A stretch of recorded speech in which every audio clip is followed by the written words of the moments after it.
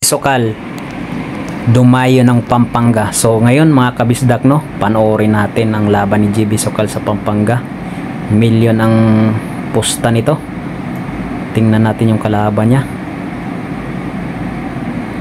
Grabe, kaya pala yun, nipisan.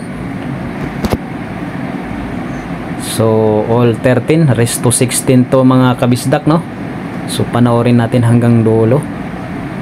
Malaki ang per game dito mga kabisdak, no. At malaki rin ang pusta ng manager ni JB Sokal dito. Syempre panoorin natin kung talagang match ba itong dalawang ito or may mas lamang ang kalaban ni JB. Panoorin lang natin.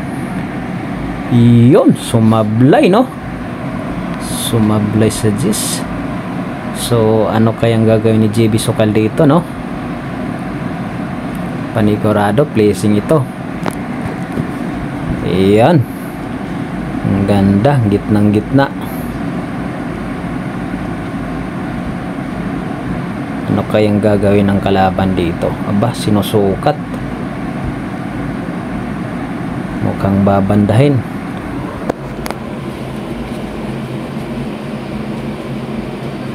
Ayan.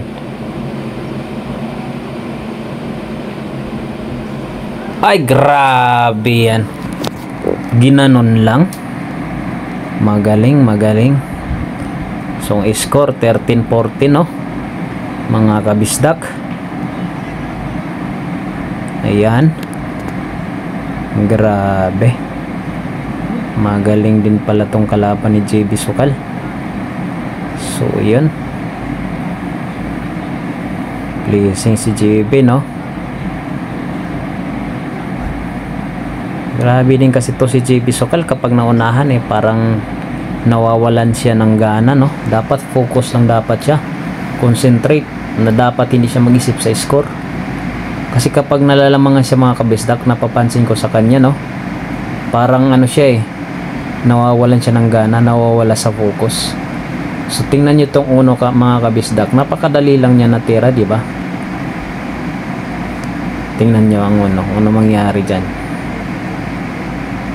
Madali lang yan natira mga kabisdak. Ang kapal lang tinama, hindi nahulog. Ayan, pabor sa kalaban.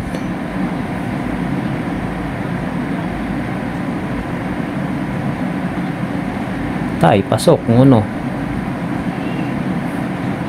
Sayang yung tira niya, hindi siya nag-isip. Tinira lang niya ng pabarabara. Mahirap pagka ganun, JB Sokal. Dapat pag-isipan mo ng maigi talaga. Kumbaga kung sasablay man, pleasing. Dahil napapanood ko kila Efren Bata, ganun sila pag tumira. Sumablay man, pleasing. Talaga. Pag ako ang manager, nako, ubos. Ubos ang kayamanan kapag ganun lagi ang tira. May tira din tong kalaban niya, hindi basta-basta din to. Pero sayang, hindi magkalayo ang score. 13-14. Parang nawawalan ng gana si JB Sokal mga kabisdak kapag siya ang naunahan. Hindi katulad nila Efren Bustamante, kahit tambak na sila sa score, talagang focus lang sila, concentrate lang, pinagplanuhan paano makahabol, paano pahulugin. Siya para siyang nadidistract sa bagay, bata pa kasi si Bibi. Naway mag-improve pa ka talaga yung tira niya, at dapat maging magulang talat na talaga siya, na hindi lang basta-basta titira talaga. Kasi pag tira ka na ng tira sa billiard, wala dito sa billiard, wala, hindi pwede itong pahulog ka lang ng pahulog, wala kang diskarte. Dapat diskarte dito, kailang gulang talaga ang pairalin mo, hindi yung basta-basta ka lang babanat ng babanat. Kasi isang pagkakamali mo talagang wala, ubos, pati pang tubos. Ito mukhang maki-clean up na ng kalaban, no? Papuro ng kalaban dito. Pag puro na, masyado ng pressure yun para sa akin. Kahit sa mga manonood, kapag ikaw naglalaro, sobrang pressure talaga kapag puro ng kalaban. Pero believe din ako sa mga veterano, no? Talagang focus lang sila, hindi sila nagpapa-pressure. Yung napanood ko kay Efren Bata, talagang lamang ng kalaban ng 4 pero nahabol pa niya. Pero ito, alam ko pressure na dito si GP. Million ang pusta dito mga kabisdak, no? Million, lalo na ang per game dito, malaki ang per game dito.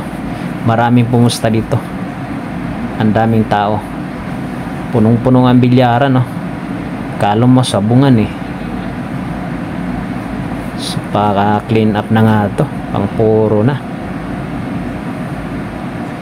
Medyo alanganin si GB dito mga kabisdak, no? Subaybayan lang natin kung anong mangyayari. Ika nga, sabi nila, bilog ang bula, may pag-asa pa hanggat hindi pa tapos ang laban. Panoorin lang natin mga kabisdak. Nako, hindi naman sumasablay din itong kalaban ni GB. Tirador din pala to, magaling eh. Boom, baliwalo. Puro na mga kabisdak, no?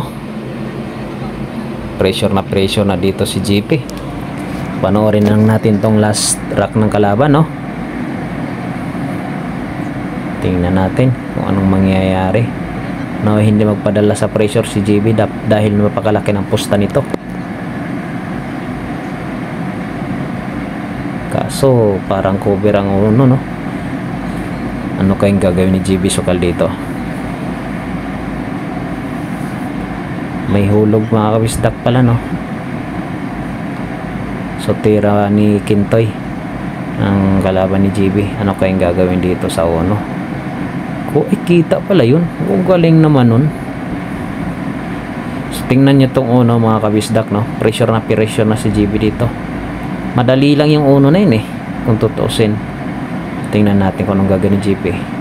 Boom! Ang kapal ng tama. Grabe, kung nahulog sana pwede na, oh. Makahabol mo lang ng 14. Sayang, pressure na talaga si JB Sukal dito, no mga kabisdak. Racing sa kalaban. Uy, nahulog.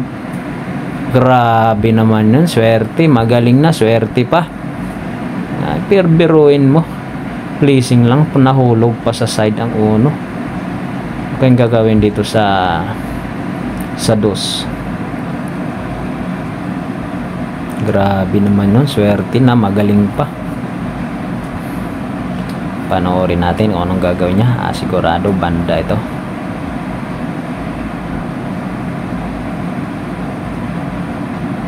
Side. Nako, swerte talaga, oh. Swerte na, magaling pa. So ito, dito natin panoorin kung anong gagawin ni JP sa pleasing na to. Nako po, na-throw ko. Pleasing para sa kalaban. Nasaway talaga si JB, no? Hindi naayos. Ang kapal, na-throw ko ng bulamano yung dos. Kaya hindi nakalayo ng masyado. Kung nakalayo din, butas din, wala rin. Mali yung nagawa niya, no? Hindi na pag-isipan ng maayos. Uy, sumablay ang kalaban. Tingnan natin. Tingnan yung dosa.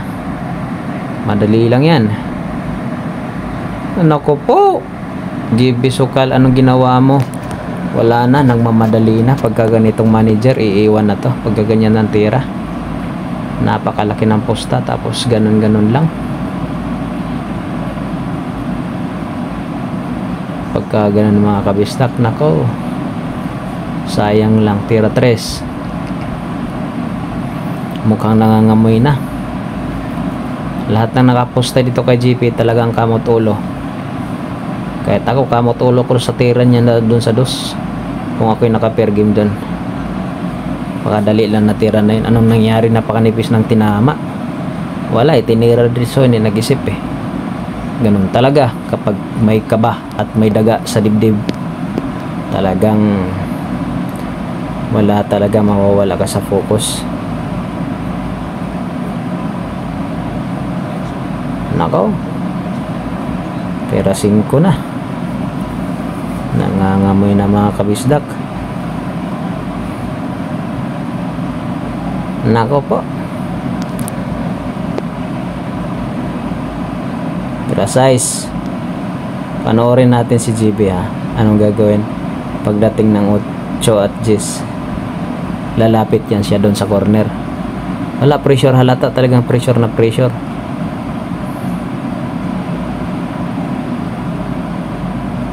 Wala na. Clean up na to mga kabisdak.